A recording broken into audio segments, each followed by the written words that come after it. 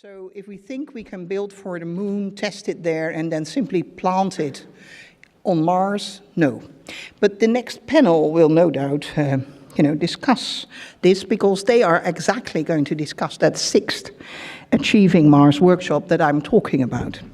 Now, sending humans to Mars will involve numerous design decisions required to assemble a human Mars mission, and many of these interconnect with one another.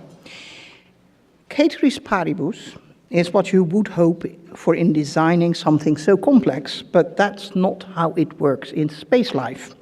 A change in one variable results in ripples, sometimes unintended, throughout many other facets of the design. Throw in this mix a human mission to our moon, and the complexity goes even more up and up. How to design for the moon and for Mars without wasting money, energy, time, is what the findings from the sixth Achieving Mars workshop was tasked to find. Kent Joosten and his panel will lead us through the results of that workshop. Kent, the floor is yours.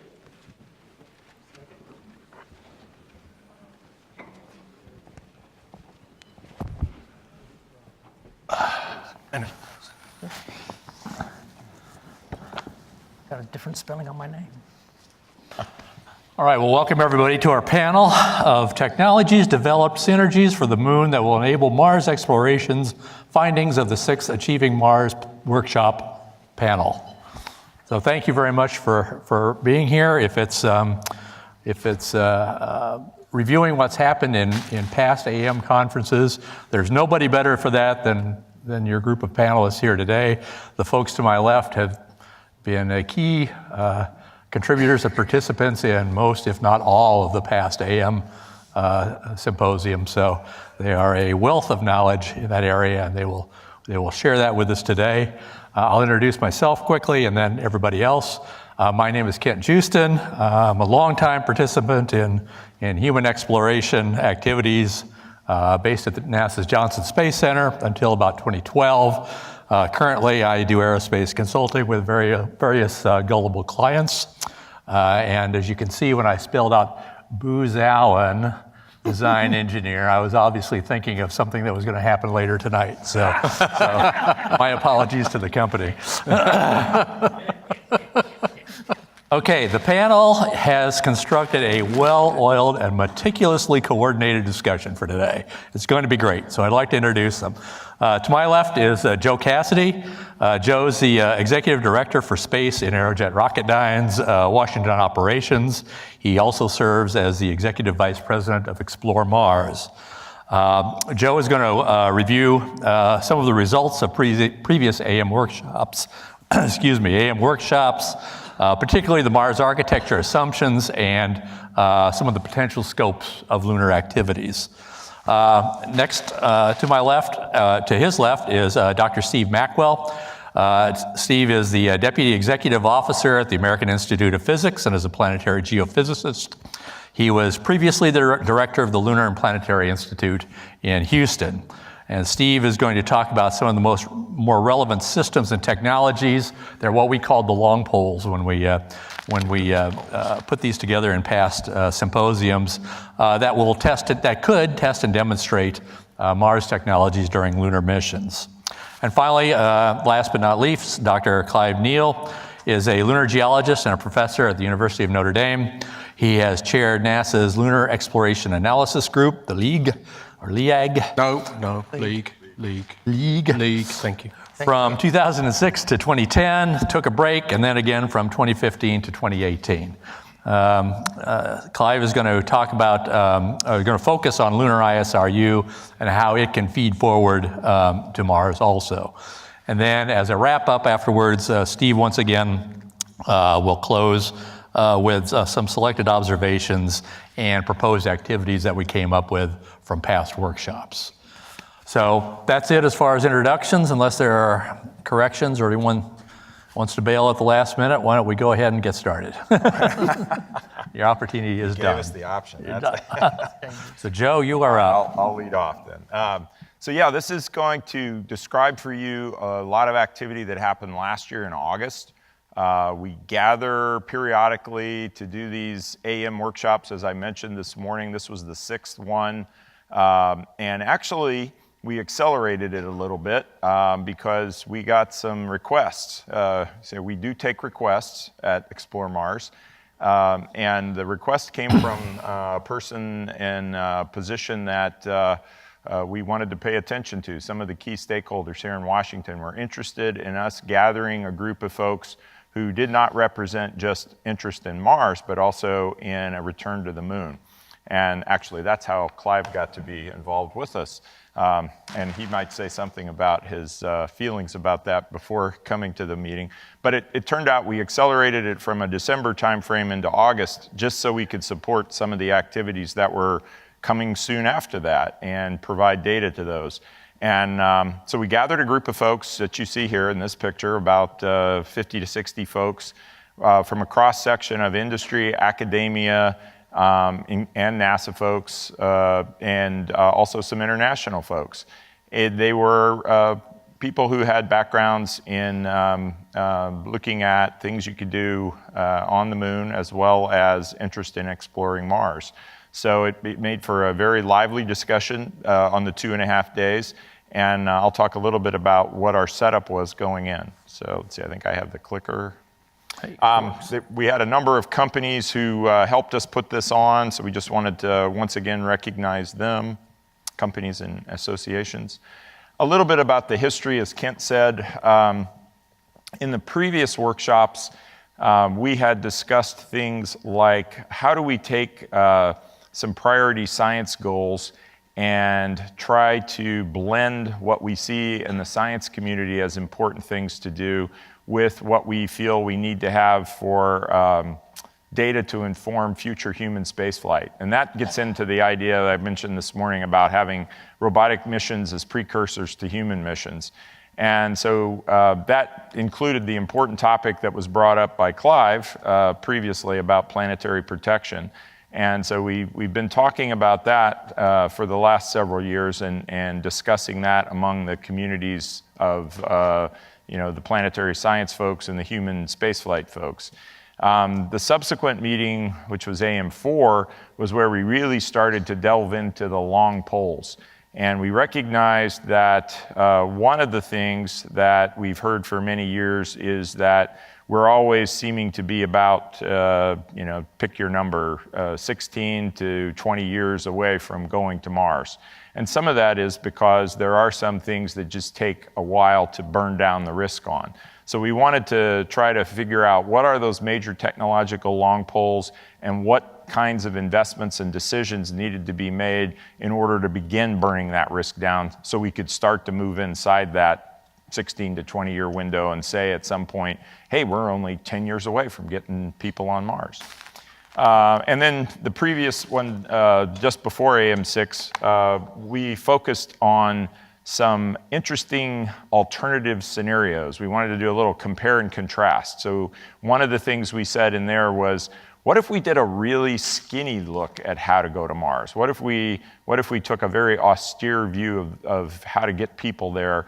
And we went from that as our one bookend to something like a base in Antarctica. And I think on the opposite end of the spectrum, we had something near colonization, I'll say. So those were three different styles of Mars exploration that we discussed and looked at what technologies and what things are implied by each of those at these previous workshops. And for AM6, having had all that as background, what you see in this chart is we took what we came out of the AM5 workshop with, which was what we called the architectures. And in that architecture, in that workshop, we had come out with basically the three types and the three styles, as I said there. One being just sort of an Apollo-style sortie missions, very short stay. The second being more like an Antarctic research station where you go to the same place over and over again with subsequent missions in the campaign and you build up capability over time, but still with relatively small crew and not the idea that you're really going there to have a permanent habitation. And then the third was basically going with the idea of colonizing, making a permanent habitation on Mars. So those three architectures formed sort of a framework that we also then had the long poles from the AM4, and we had coming out of that, in that workshop, we had identified 10 key technology long poles. So those became inputs that went into a matrix that we put together where we mapped the criticality of each one of those long poles to one of the AM5 architectures. And that was all done before we got to the workshop for AM6. At the same time, since we were bringing our lunar colleagues in, we sort of polled folks and said, okay, let's look at 4 notional lunar architectures. 1, the gateway. We're just in orbit. We're not on the surface. 2 was more, again, like Apollo. We go back, very short stay, get a couple of folks down on the surface for a short time and get off. 3 was something that had been worked on by the international community in what's known as the Global Exploration Roadmap, and that was the 3rd GER class type mission. And in that case, the first 2, obviously on the first one, you're not on the surface at all. The second one with the sortie missions, you're limited to day only. You're there for 14 days max because you're not gonna survive the night. You're not gonna stay over the lunar night. The GER class, and then the 4th one was a field station, a full lunar outpost. And in both the 3rd and the 4th, we assumed that you would have to have the technologies to allow you to stay through a lunar night. So those fed in, and that was the beginning of the workshop. And then for each long pole from the selected Mars architecture, we would take and rate the degree to which it could be advanced by each lunar architecture. So what I haven't said yet is the goal of this workshop was to really look at these plans for the moon and say, out of these things that we're thinking about doing on the moon, how are we going to learn things, and how could we, better focus them to learn things that are going to help us go to Mars? So that was basically the idea and the setup for the workshop. And this was our assumed Mars architecture that we chose to use out of those 3, which was essentially the middle ground.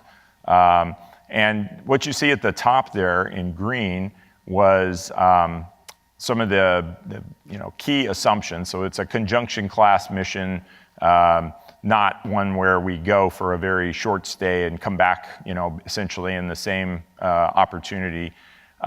It allows for pre-deployed cargo and a range of lander sizes, so we could take advantage of things like solar electric propulsion to move cargo out and pre-position it at Mars.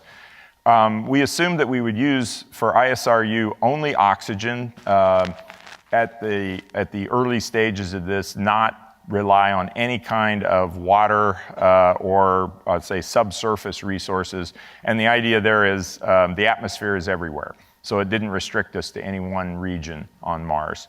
And as I said before, because it's a conjunction class mission, we would have a relatively long surface stay of several hundred days. And that our crew vehicle that we use to get out to Mars is going to be the same vehicle we use to come home. So it's a round-trip crew vehicle.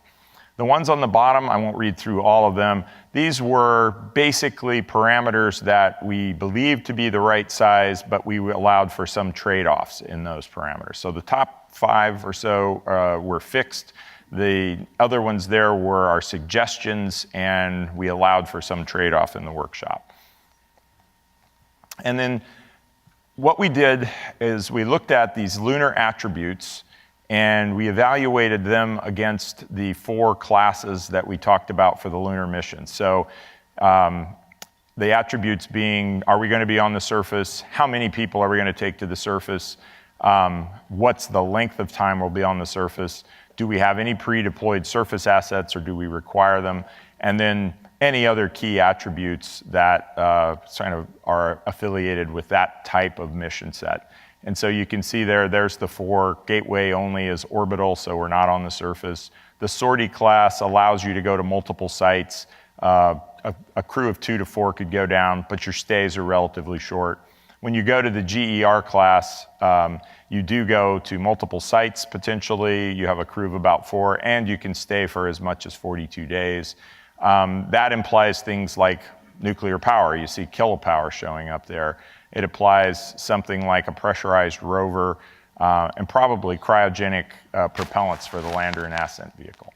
And then you go to the full field station, and you can see you add on a couple of more things like a habitat and likely ISRU. So this was the kind of setup for what we saw as the requirements for this. And then that then led to, okay, we're sending these two groups together, and I didn't mention it, but we had a in-space transportation, propulsion systems and operations group, and we had a surface systems group. And Steve and Clive will talk a little bit more about those two groups and the outputs. But before we turned them loose to go work, we said, okay, here's your ground rules. So the first mission to the surface of Mars that we want to use this to inform is going to happen sometime in the 2030s. So we're not going to go and spend 3 or 4 decades at the moon learning how to do this stuff. We've got a limited amount of time to do it.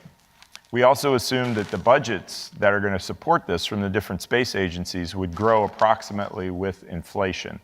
That's been an assumption that we've made for several years in these Affording Mars workshops or Achieving Mars workshops.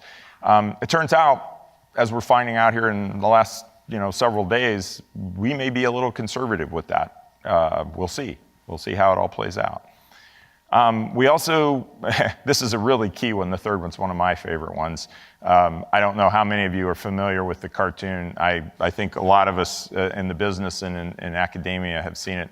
There's a guy at the board and he's got the big equation and everything, and then there's this one little spot, and then that's the point where the miracle occurs, right? So that's ground ruled out in all of these. We didn't allow for anything that was considered to be a technological, political, or budgetary miracle. And finally, the SLS Orion and the Gateway, as well as commercially available medium lift launch vehicles, were assumed to be available during the time period that we were considering. The things that I described before for both the Moon and Mars scenario couldn't be altered in significant ways. We didn't allow them to go in and tinker with it to make it more, fit their plan. They had to live with what they had there and see what they could do with it. And we also assumed that while we were doing this, we'd continue to have a presence in low Earth orbit on the ISS that would allow for research and development opportunities. And it could be the ISS, or as you heard this morning, as Ken Bowersox was saying, this could evolve into commercial LEO platforms as well that could serve that purpose. And then finally, a key assumption too is that we're going to do all this with partnerships. We're going to use international partners, industry partners, reach out to academia. Wherever it's appropriate, this would be done in a partnership model, very similar to ways the ISS has been dealt with in the past. So I'm going to turn it over to Steve to go on from there. As Joe said, we broke into 2 groups, and yes, it's the same people in both pictures. 2 groups were defined by people voting with their hands, and then we split into 2 different rooms. So it was perfectly reasonable, and it turned out that the way it was done worked quite well. The Lunar people kind of split between the 2 rooms. And so we actually had a really good mix between the transportation group and the surface systems and operations group. And in fact, everybody got along very well, as was mentioned this morning. It was really a very productive activity. And you can see an example of that sitting on the stage. If you look at the tie of the Mars guy and the tie of the Lunar guy, and this was not planned. Scary. But anyway. Never met him before in my life. I digress. But anyway, okay, so what was the transportation, propulsion systems and operations group looking at? They were looking at exactly that. They were looking at heavy lift, Earth re-entry, transportation through space, on-orbit aggregation. The Gateway was included in that team. Landers for crew and cargo, ascent vehicles, the issue of radiation in open space, human resources issues, human factors in space, and of course, life support systems, et cetera. For the surface systems and operations, it was reconnaissance, habitats, surface suits, rovers, intelligence systems, in situ resource utilization, so actually looking at resources, not necessarily utilizing them, though you will use them on the surface, but you also use them in space. Surface power is a big issue. Communications, both using from surface back to Earth, but also surface to surface. Important information there. And also the different factors of the human factors piece associated with humans on the surface, which is somewhat unique and overlapping with the human factors in space. Obviously, there was a lot of overlap between the two groups when you started to get these discussions. We didn't preclude that. Both groups actually looked at the same tall poles, the same long poles, and assessed them for the purposes of the capabilities in terms of building up a capability on the moon that's extensible to Mars. We discussed all of the long poles that actually fit within our purview, and we voted essentially on how well the activities that we were looking at, these long poles, would actually be addressed by the 4 different options for the moon that could feed forward to the field station option for Mars. And we filled in a matrix like this. No, you're not really supposed to read it. It's hard enough to read at the best of times. There's a lot of information on these charts. We literally, if you get the report, and the report is on the website for Explore Mars, you can find this whole report. The bulk of the report are all these charts that we went through at the meeting. And essentially, what we looked at was we took the long poles, and for this particular one, it was the Mars Ascent Vehicle. And this was the transportation team was looking at it. And we pulled apart that long pole into the various important aspects of it that we felt were critical in terms of building up the capability. And we mapped those against the gateway option, the lunar sorties, the GER-class lunar missions, the field station option, as to how doing activities in those particular environments would help us move forward to Mars. And so a yellow color it would help in a medium way. The green color would help a lot. Red, it wouldn't help at all. And this one doesn't have any red on it, but there were plenty of reds on others of the charts. We also had a space to talk about the key environmental differences and how between the moon and Mars, and then how that would impact the long poles. Space for other considerations, and we also included issues where we felt that capabilities could be matured in LEO, such as an ISS, as well. And so we kind of mapped all that out, and we could sit here for like 4 hours and go through all these charts, but we summarized it fairly closely. And in the end, we all got back together again and talked about the conclusions that we got from the 2 different teams. So just to draw all the threads together on what we came up with in terms of discussion and prioritization of the major opportunities that we saw for activities on the moon or around the moon that would feed forward to Mars activities. We looked at from the transportation team, looking at transportation propulsion systems, technologies and operations. We found that there were several priority issues that we felt could be addressed near the moon and near or on the moon. The first one was long-term cryogenic fluid management. Issues of long-term storage of cryogenic propellants, liquid oxygen, particularly liquid hydrogen. Issues such as that. Passive, active, reduced boil-off tanking. A major issue that needs to be resolved before we use cryogens and go to Mars. Liquid acquisition, tank mass gauging, many different aspects that we felt could be addressed, many of them actually basically out at the gateway. That before we could address them and fix them before we went on to Mars. Lander development. You could say, oh, well, landing on the moon, landing on Mars, they're very different things. But there are certain aspects of the landers that are shared, the capabilities that would be shared. You could develop, when you develop the lunar lander, you want to make sure that as much as possible of what you are developing can be extended to a Mars lander. Because it's crazy to go to all the trouble of developing separate landers for the 2 environments, particularly when there are so many overlaps and capabilities between the 2. So you talk about propulsion systems, precision autonomous landing, hazard avoidance. We felt that cryogenic engines in the 40 to 100 kilonewton range was probably about the appropriate overlap that you would need, deep throttling engines, cryogenic reaction control systems, etc. So there are clearly some things that could be done and demonstrated at the moon before going to Mars. You want to get it right near the Earth. You don't want to try and figure out what your problems are when you get to Mars. Vehicle aggregation. The process we talked, you heard this morning, you know, we're basically working with the lander, the human lander on the surface of the moon. It's got 3 components. It's got a transit vehicle, it's got an ascent vehicle, and it's got a descent vehicle. We're going to assemble those and take them down to the surface, take them from the gateway is the current plan, and take them down so that in the end you get humans landing on the surface of the moon. Those vehicles, those vehicle pieces have to be aggregated somewhere.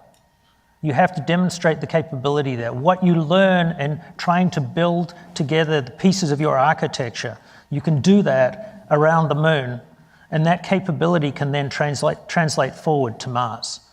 Because once we start moving humans down from the Mars surface back up into space, we're going to have to do the same sorts of things. So there are a lot of things that we actually can do near the moon to do with space transportation. And the fourth one here, which is really key, human health and biomedicine.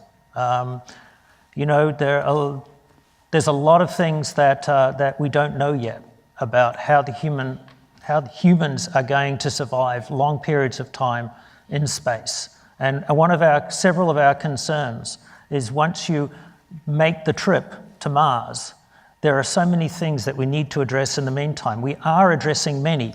There's a lot of work on bone loss, muscle loss, effects on the retinas, immune system response. There's a lot of other issues that may or may not come up. We don't have mitigation processes for many of these. We don't understand the long-term effects as well. Radiation is a huge factor. There are many of these issues that we need to address and we can address, some of them at ISS, but some of them need to be looked at beyond low Earth orbit. So there the gateway comes in and the lunar surface comes in. So there are many things too that we can address there. In terms of the surface systems, technologies and operations, that group came up as their highest priority, human health and biomedicine again. The issue of how humans are going to survive. We have to feed them. If they're going to be on Mars for a year or coming back, how are we going to deal with food? How are we going to deal with issues, medical issues? You know, we all know about stories of people in the Antarctic being stuck over a winter and getting very, very ill. How are we going to deal with those sorts of issues on Mars? How are we going to deal with somebody getting cut or hurting themselves badly or needing operations? There are many, many things yet that we don't really know how to address that we may be exposed to on the surface of Mars. And some of those, though, we can certainly practice how to do in places that are much closer to Earth and much safer to deal with near Earth. Power systems. For humans to survive on the surface of the moon or the surface of Mars requires power, and it requires more power than, in general, than we have currently available through solar or various other means, particularly for sustained presence. That power would come from something like the kilopower system, where you're dealing with fission reactor power. We haven't yet demonstrated that on the moon, though there is talk now about demonstrating the kilopower project on the moon. That will be a huge step forward. Demonstrating kilopower on the moon is terribly enabling. It's hugely enabling for our capability of providing power for humans to survive on the surface of Mars, and for resource capture, resource processing. We do need the kind of power capabilities that we get from fission power. So there are certainly demonstrations that we can do on the moon for that.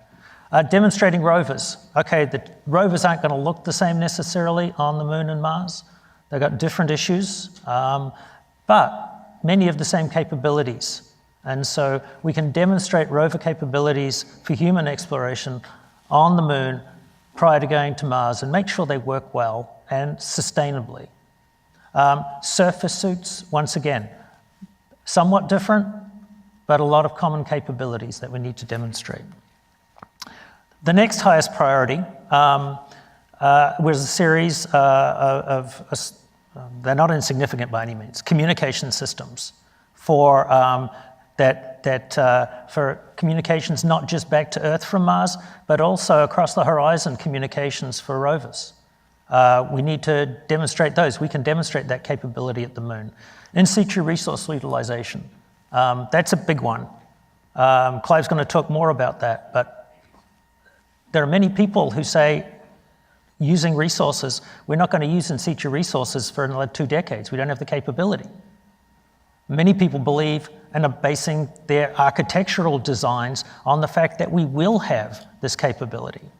So we need to address that, and we need to establish that using resources that we find in space is viable and is viable in the near term, because we're going to be basing architecture, going to be basing engineering on whether or not we accept that it's a viable option going forward. Surface habitats and laboratories, how do you build them up? We certainly, if we're going to have humans sitting on the Moon for a while, we're going to have to figure out how we build up habitats, how we build up the infrastructure associated with them for landing sites and things like that. All that kind of capability we can demonstrate on the Moon and reduce risk when we go out to Mars. And with that, I will pass it to Clive. All right. Thank you, Steve, Joe, and Kent. Now for something completely different. It's not. Just walking into the AM6 meeting, it was a bit like walking into a lion's den. Having been raised on the Moon or Mars culture through SEI, through Vision for Space Exploration, so on and so forth. But history tells us that competition does not breed sustainability. You see that with the Apollo program. It was done in competition and it was cut. It was cancelled. So cooperation through ISS breeds a bit more longevity. So it's pleasantly surprised that AM6 focused, as you heard from Steve and Joe, focused on the synergies between, not the differences, but the synergies between going to the Moon and going to Mars, because destination agnostic architectures can survive throughout different administrations' whims and their changes. So we focused on that, and you can see a lot of those synergies just basically fell out. When it comes to water, everywhere we look on the Moon, we find water now, which is unheard of. And it wasn't until those samples were brought back in 1971 from Apollo 15 and 1972 from Apollo 17 that we didn't realize we had samples that contained significant quantities of water from the interior of the Moon. 2008 told us, holy crap, there's water there. That may be useful. We could actually start to use that, and then we used some of the orbital images to start seeing a water signature in some of these pyroclastic glass deposits. And you can see that on the top left there. We knew from Apollo you can make water just by heating regolith up that's been exposed to the solar wind. It implants hydrogen. Heat it up, you get water because it reduces the oxides in the minerals. And then 2018, just before the AM6 workshop, a paper came out in the proceedings of the National Academies, very significant, saying that there was up to 38% water ice at the surface in some of these permanently shadowed craters at the lunar poles. And if you couple that with the water that we know is on Mars, there are a variety of different resources of water on Mars, at the poles, in the minerals, just below the surface. So water could be the oil of the solar system, because we talked about liquid oxygen, liquid hydrogen engines, and cryogenic management, but we've got the resources both on the Moon and Mars. They've got the same resource. Now, can we develop systems that can actually start to utilize that resource and then move forward by taking those same or very similar systems to Mars to operate it there? And those are some of the big questions. But it's the synergies between the two destinations that become vitally important if we're going to not only move ahead with pushing humans out into the solar system in a sustainable and long-term way, but also for developing private industry and getting our commercial partners involved with that push out into the solar system. So the question we have, and this is something I listened with interest to Jim Bridenstine this morning. He used the term resources, and I think he meant reserves. Now, there's a very subtle difference in there because I've put my geologist hat on. It may be a bit crooked, but it's on. The thing is if you've got resources, we have a resource on the moon and we have a resource on Mars. We don't know if they're actually reserves. Now, what does that mean? It means that it's in a easily extractable form. It's in a form that we can use. How much do we have to refine it to get it pure to be able to use it for human consumption? How much do we need to dig and process to be able to do that? Now we know how much it would cost right now to take several metric tons of water up to the moon. We know that. We can calculate it from current launch rates, so on and so forth. It may change in the future, but right now we have a price point. Can we get water from the moon or Mars for a lower price than that? And we don't know. We don't know because we haven't done the prospecting. So we don't know what's there. We don't know what form it's in. We don't know how much is there. We have an idea, and we can arm wave, just like anybody else. I can throw some numbers out. Or I can tweet some numbers out. But the data are needed. We need those data in order to make informed decisions. So we need prospecting campaigns, and actually Mars is ahead of the moon because they've had surface assets down there looking for following the water, following evidence for life. Well, how do you do that? Well, you follow the water. So the moon, if we're going to use lunar resources, we really need to get to the surface to be able to do that. And if we look at how those different exploration, science, and commercial sectors come in, they basically need the same data. Science is interested in those ones in green and then the ones in yellow. Exploration is interested in those ones in green and the ones in blue, and commerce is definitely interested in those ones in green because that's how they can build a business plan to economically extract those resources. They also need the other things in white there. So there's a lot of overlap by sending a science mission to either to the moon or Mars to gather those data in green because it will inform exploration and it will inform commerce. So we stovepipe these missions and say, well, I can't do that. That's an exploration mission. No. And I'm glad to hear that is changing. And things are actually moving forward in a very interesting way that will enable this synergy for these different sectors so that we can move forward and start getting the data needed to show, should we start developing these systems in earnest to use in situ resources? Or, now we can save our money there because it's not going to work. And these are very fundamental data that we need in order to move forward, but it's both for the moon and for Mars. But if these resources are in fact reserves, then it opens up a whole new realm of possibilities for science, for exploration, and maybe most importantly for the private sector. As I say, I have this ambition that before I retire from Notre Dame, which will be a good 20 years from now, maybe. That was a joke and nobody's laughing. They must believe me. I want the graduates, if I say, what are you going to do after Notre Dame? I'm going to go work on the moon. I really don't think that's science fiction anymore. I hope that their kids will be able to say, if they become professors to their students, oh, what are you going to do after Notre Dame? I'm going to go work on Mars. I think we're getting close. I really do.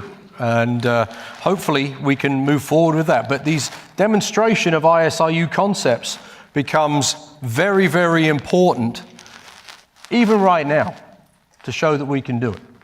What we need those data for is to show that we can do it in a mass production way to allow basically economic relief from everything comes from Earth, to develop those commercial partnerships to extract, refine, transport, refueling depots if you want to go that far. But just the very fact of water that you can use for radiation protection, that you can use for life support to sustain humans long-term off-planet becomes very, very important. You also need to think about site engineering. You've got a mine up there on the moon. Well, how do you prepare that? What lessons learned can you then take to Mars? So these are the synergies again that come in that wow, we're actually developing technologies that are becoming, yeah, they're destination specific, but they can be applied elsewhere. They're almost destination agnostic. So we use the moon also for operational experience. How are you going to run some of these off-world enterprises? How are we going to do it? Pre-deployment will become critical for extended stay, human stays on Mars. Well, we can do that on the moon. If there's talk about teleoperations of rovers to do sciencey things from the gateway on the moon, why not teleoperate getting an ISRU plant set up and running, because you're going to need to do that on Mars. So you can land crew with empty tanks and then have ISRU products ready to be made. That's in the future. We've still got to do the prospecting first, otherwise we may not be going anywhere. So again, if these resources are in fact reserves, long duration surface operations become a real possibility. The sustained human presence on the moon and Mars becomes a real possibility. So this demonstrating the Mars forward aspect of this lunar surface exploration becomes very critical as we get into this integrated mode of expanding humans into the solar system. It's not a competition, it's cooperation. And the more we focus on the synergies and the cooperation, the more we go to Congress with a unified voice, say this is really important. It's important for science, it's important for the next generation, it's important for basically the economy, because this can happen, but we've got to get prospecting and we have to get those data to where we can actually make informed decisions, otherwise we're just blowing smoke, and that really doesn't work well. Okay, so drawing the threads together, there are a number of workshop observations. There were lots of observations, but some of the key ones we've got on this chart here. There are clearly ways in which, basically will and potentially reduce carbon human emissions. That was pretty clearly established from our discussions, and I think it surprised a lot of people at the workshop about how that really came out for everybody, both the Martians. There weren't many normal people there. One of the things that came out very loudly too was that we've got a pretty complicated program developing. And since the workshop at the program at the activities at NASA have got even more complicated. We've got activities in Science Mission Directorate, activities in Human Exploration Mission Directorate, and Operations Mission Directorate. We've got activities in the Space Technology Mission Directorate. All these things have to work together effectively. We've got, activities going on, learning with the exploration, the human and robotic exploration of the moon. Activities going on at Mars. Keeping all these threads together isn't simple. It's easier when there's a lot of money to go around, but it gets harder when money gets tight. And doing what we're looking at doing over the next 5 years is going to be tough. So if it's going to work, then there's got to be some kind of oversight provided within NASA of the activities there to make sure that everybody plays nice. Otherwise, the stovepipes will appear, resources will be siphoned off into different places that aren't necessarily effective, and we'll do things that don't necessarily make sense. And so we felt pretty strongly that there needed to be a single integrating kind of office at NASA to look after this. Now, we heard from Jim Bridenstine, and we've, recently too, that he does have now a person who is looking after the moon to Mars type issues. But we still have a significant number of activities spread around, all of which need to work in synergy for this to go forward. And so it would be nice to see a little more concrete structure in place to be able to make sure this is moving appropriately. And it's going to be tough on the timeframes we're looking at. So this single integrating authority would have priorities. The lunar and Martian priorities should not be assessed independently, but should be assessed together. We shouldn't be doing things on the moon that are that we could do in a way that would feed forward to Mars. We do need to make sure that that happens. We don't want to be doing things that are essentially blind alleys, where we're using technologies that don't feed forward. Future priorities for Mars exploration may, and yet will, and certainly will, levy requirements on lunar exploration. It may cost more to do things on the moon that feed forward to Mars than it would cost to do them without that feed forward component. We have to be prepared to absorb that additional cost to make sure that in the long run, we're being efficient and effective in the use of taxpayer money. The Gateway actually turns out to be an important test bed for a whole bunch of different activities that can and should be done prior to moving on to Mars. Some of those are capabilities in terms of building up infrastructure, developing the vehicles that we need, test bedding, robotic teleoperation, and things like that. There's many things that we can do at the Gateway that would be useful. ISS is a very important platform as well, especially for human factors, but also there's a lot of kind of capabilities that we can use the ISS for, but we have to be thinking about using the ISS for that purpose and set up the programs necessary for it. And the other aspect of using both the Gateway and ISS is definitely reducing human health and looking at reduction of biomedical issues. Okay, so we came up with a series of trade studies that we felt after we walked away from the meeting that there was a bunch of stuff we didn't know well enough, that we needed to understand better. One of them was the issue that Clive raised, and that is, if we compare the end-to-end costs of resources extracted from the moon with those supplied from Earth, we know it costs a lot to get a kilogram of water off the surface of the Earth. What we don't know is getting a kilogram of pure water from some hypothetical deposit, well, a deposit on the moon, to the same place. What does that cost? So we need to understand that because we're obviously don't want to be going, if it's going to cost more to extract the water on the moon and move it to where we need to move it to than it is to lift it from the Earth, then that's not an economical approach. We don't think that's the case, but we need to establish that. And there's a lot of debate about that. We need to look at the extensibility of capabilities for the Lunar Ascent Vehicle and lander from the lunar environment to Mars. Look closely at what the engineering looks like and what the overlaps are, the synergies are. Pros and cons of different cryogenic propellant combinations.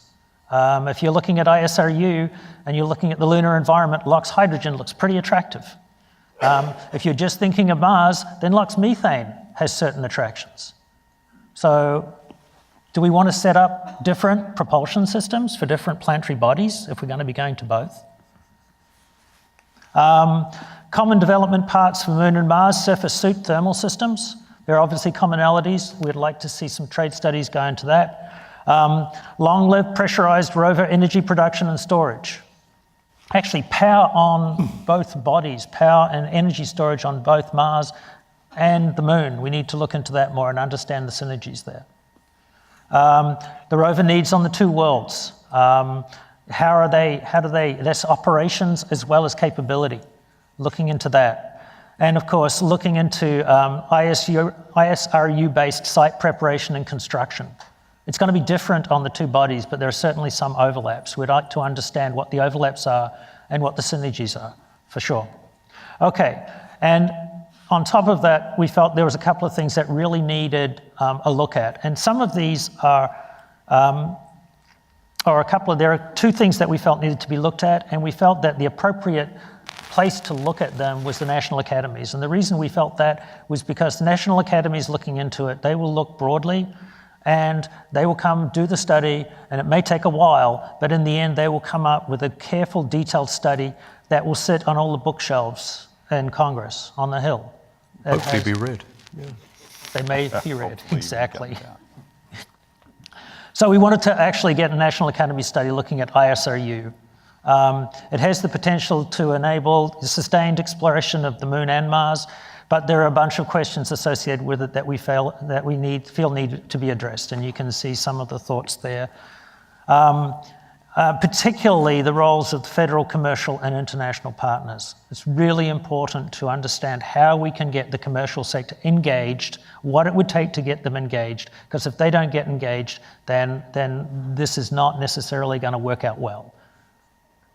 And the other place that we felt was really critical was to have a look at the whole issue of the human factors. What are the big issues with taking astronauts all the way to Mars, and look at the whole issue? And I don't just mean, as I was saying earlier, I don't just mean kind of muscle loss, bone loss, psychosocial issues.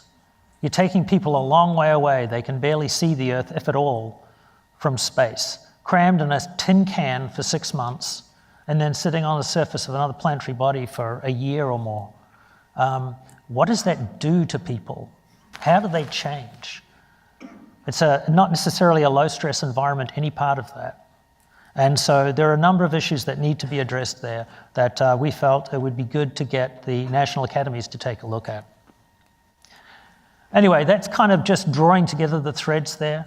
The key takeaway here is that there are many things that we can do associated with the current plans of going back to the Moon with humans that, if done carefully and thoughtfully, would be very effective in retiring risk and cost for our future exploration of Mars with humans. Thank you. Good job, man. I'll use the moderator's prerogative and get the last word in. When I took a quick look over the data from the past couple symposia and looked at it in the context of the 2024 kind of imperative that's going on now, one of the things I found was interesting is Joe showed the different levels of lunar activities that we assume, from no landing at all, gateway only, Apollo class, a couple of guys, a couple days. Man and a woman. Yeah, right. That's obviously very important. Yeah. The GER class missions, which were maybe a month and a half, regional mobility, lots of capability, and farther on. And when you kind of stacked up these kind of capabilities that we've been talking about, particularly in the areas of the surface activities and the human health and performance, there's almost a step function that happens between the Apollo class and the GER class, very much, where the applicability to Mars is very limited. And then all of a sudden it becomes very relevant. So the conversation the administrator had about still striving for sustainability, still striving for a greater a content to the missions than would probably be available in 2024, I think is really important, and we really have to emphasize that that is key to the at least in those areas, that is key to the feed forward to the Mars kinds of activities.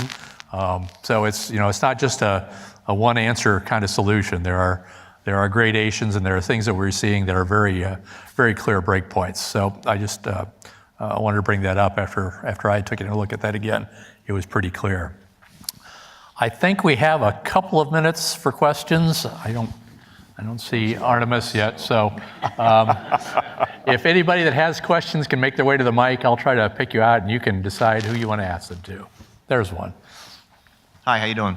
I had a question about whether or not you had made any serious considerations in your workshop towards nuclear thermal propulsion. I know there was a lot of talks of reviving the old NERVA program, and to me it always seemed kind of crazy that they built these engines, tested them, but they never flew. And I mean, they seem great, and you guys are considering kilopower, which is great. I was happy to hear you guys working on that.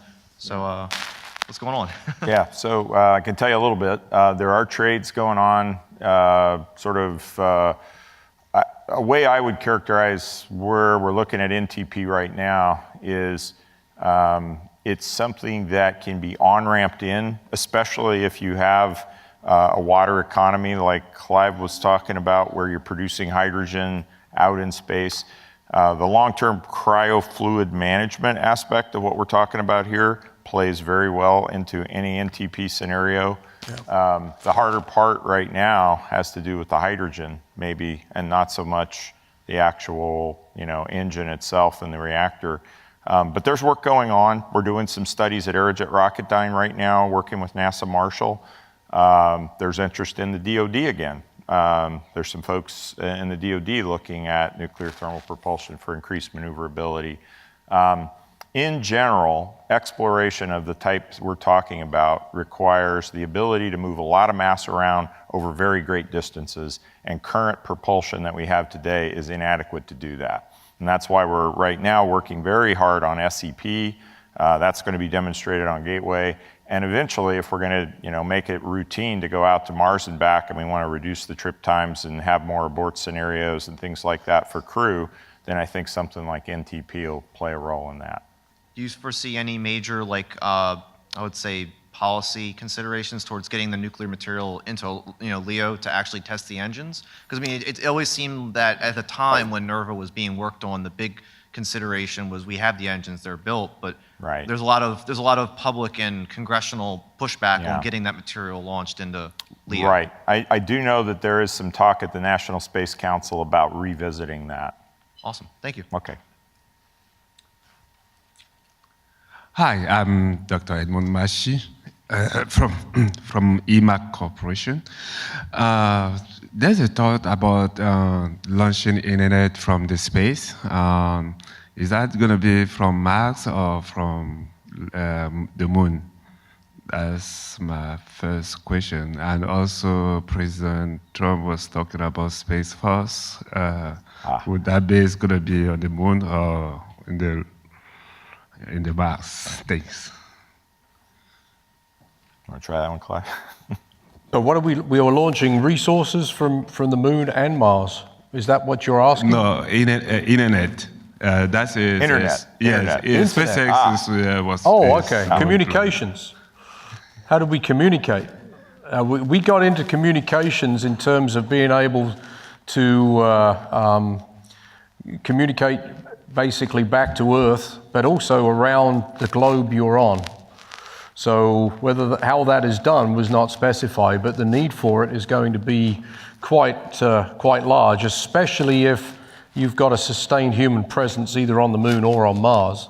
You're going to need to have very effective and redundant communications, both intraplanet and interplanet. So that was discussed, and it was one of the issues that came up in our conclusions.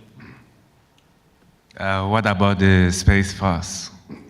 Space Force. Space Force. Oh, Yeah, Okay. That's above my pay grade. yeah. they pay you? Exactly. I don't get anything. On that note, I think we're done. So could we have another thank you for the panel, please? Yeah.